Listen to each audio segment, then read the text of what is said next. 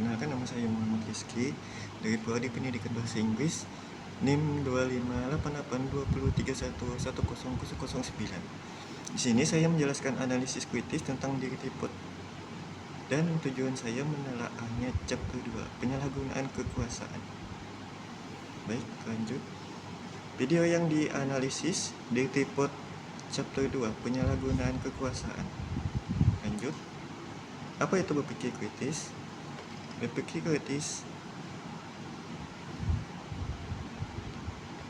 adalah proses disiplin untuk secara aktif dan terampil mengkonseptualisasikan, menerapkan, menganalisis, mensintesis, dan atau mengevaluasi informasi.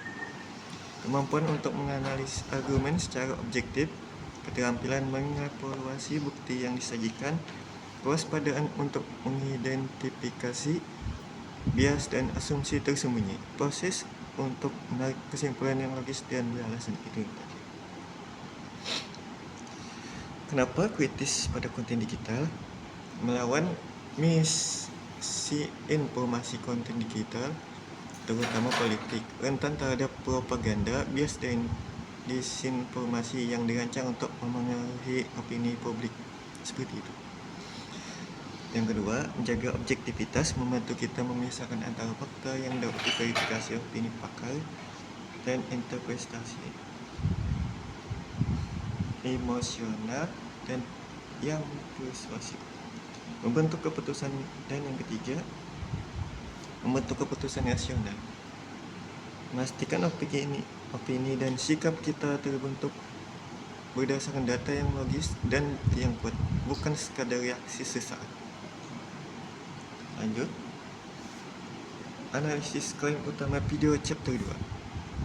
Adanya desain sistematis untuk memobilisasi aparatur negara dan sumber daya, terutama bansos, guna memenangkan paslon tertentu dalam Pilpres 2024. Pesan inti dari tripod chapter 2. Baik, analisis klaim eksplisit dan implisit.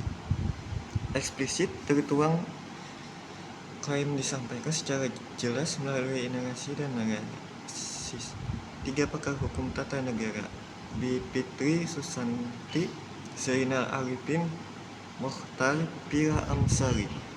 Contoh pemaparan langsung tentang pola-pola penggerakan kepala desa atau penggunaan data spesifik anggaran bansos. Implisit tersirat diperkuat secara tersirat melalui teknik storytelling and konteks visual yang persuasif.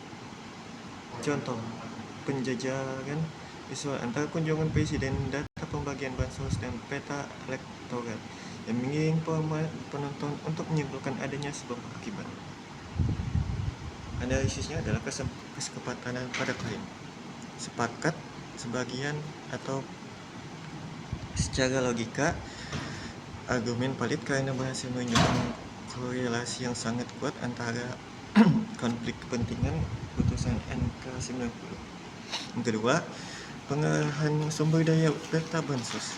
Yang ketiga, peristiwa politik di lapangan. Dan lanjut, poin kritis logika.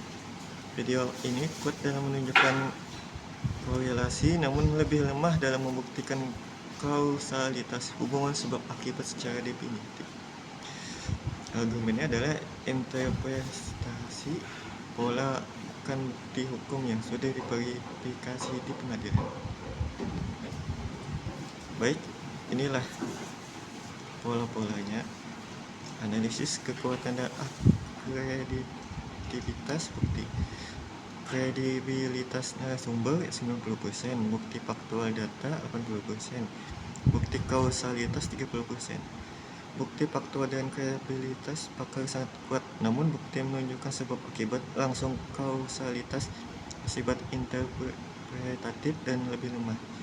Begitulah. Lanjut, analisis potensi bias video. Ya, video ini adalah film dokumenter persuasif, bukan jurnalistik berimbang, sehingga memiliki bias yang jelas. Generalisasi berlebihan cenderung mengambil beberapa insiden misal di satu daerah dan menyajikannya seolah sebagai pola yang terjadi serentak di seluruh Indonesia.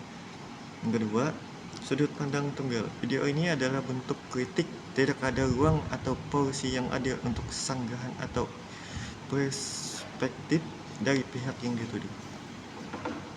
Lanjut, analisis dampak besar.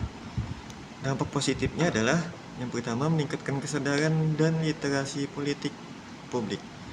Yang kedua, mendorong pengawasan yang lebih ketat terhadap aparatur negara. Yang ketiga, menjadi arsip negara penting mengenai anomali pemilu. Dan dampak negatifnya adalah yang pertama, memicu polarisasi sosial yang lebih tajam di masyarakat, mendelegitimasi proses demokrasi dan penyelenggara pemilu KPU. Yang ketiga, potensi penyebaran sinisme dan ketidakpercayaan total pada negara. Baiklah, jadi kesimpulannya adalah Dirtipot adalah suatu studi kasus penting tentang bagaimana data dan narasi digunakan untuk membangun argumen persuasif.